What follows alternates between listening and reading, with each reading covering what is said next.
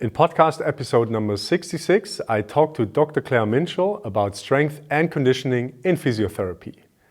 Claire is a sports scientist, researcher and visiting professor at Leeds Beckett University in the UK.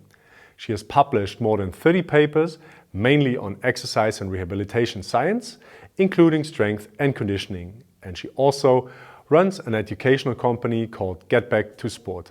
To start out, we talked about the level of knowledge about S&C among physiotherapists.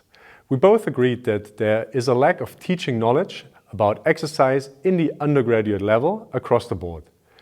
Claire mentioned 3 common mistakes she sees in practice. One is underloading the patient. The second one is a high demand on physios to solve multiple patient problems at once in a limited time, which often results in doing a lot of things poorly.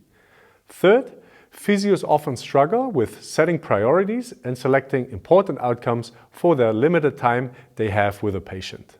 We then discussed the role of hypertrophy and strength in a rehabilitation setting.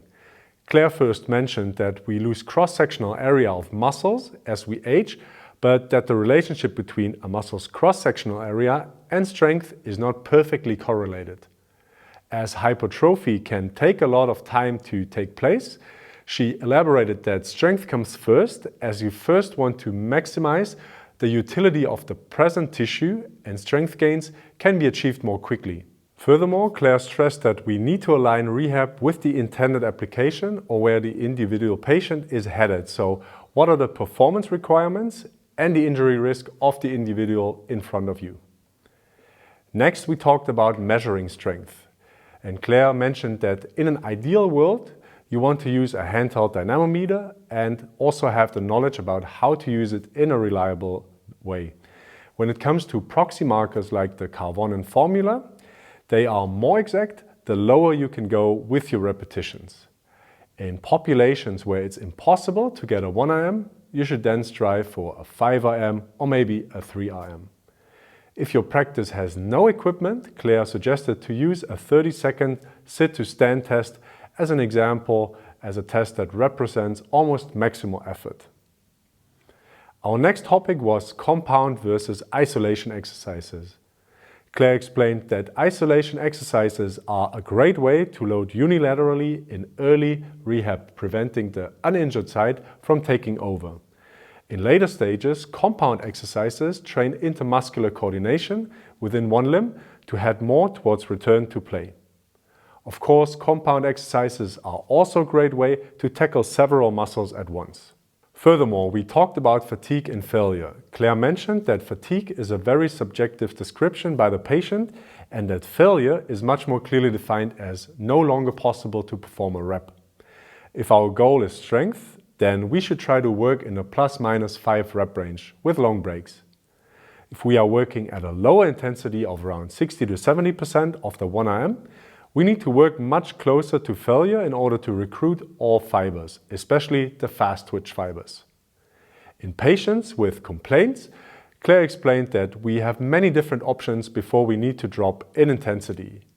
Those are isometric training, training at different muscle lengths and angles, closed kinetic chain, open kinetic chain, cross-education and eccentric training, to just name a few.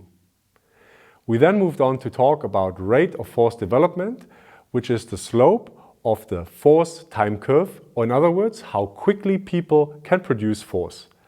Claire elaborated that most injuries happen in much less than a third of a second, so the earlier part of the force time curve, which is mainly influenced by neural characteristics, is probably more important.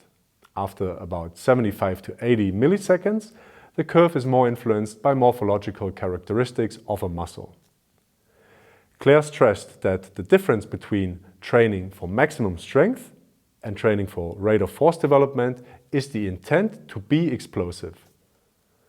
The next topic we covered was cross-education. Claire explained that cross-education refers to strength gains observed in an untrained limb of up to 50% caused by strength training in the opposite limb. This is a great way to achieve strength sparing in unilateral conditions in which the affected limb cannot be trained at all. Her group was able to show exactly this effect in a study they did on ACL reconstructed patients. The caveat, however, is that this type of effect is only observed in low rep ranges of 3 to 5 and in eccentric exercise, probably due to the fast twitch fiber involvement. Towards the end of the podcast, we talked about Buyin, for which Claire happily referred to Serena Simmons' work. First and foremost, Claire stressed that you need to figure out the patient's intrinsic why of why the patient has come to see you. Second, involving the patient in shared decision-making is paramount and can be facilitated by questions like, what do you think might be important to achieve your particular goal? According to Claire, these are the two factors that can create buy-in so that a patient comes back for a second session.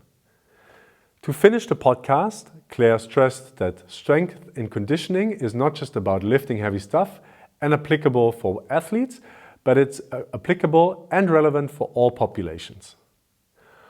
Alright, so this was a brief summary of podcast episode 66 on the role of S&C in physiotherapy with Dr. Claire Minshall.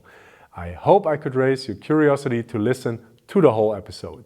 And as always, if you would like to have more resources, download our newly released Physiotutors app. It's free and get access to the transcript and infographic. As always, thanks a lot for watching, and I'll see you in another video.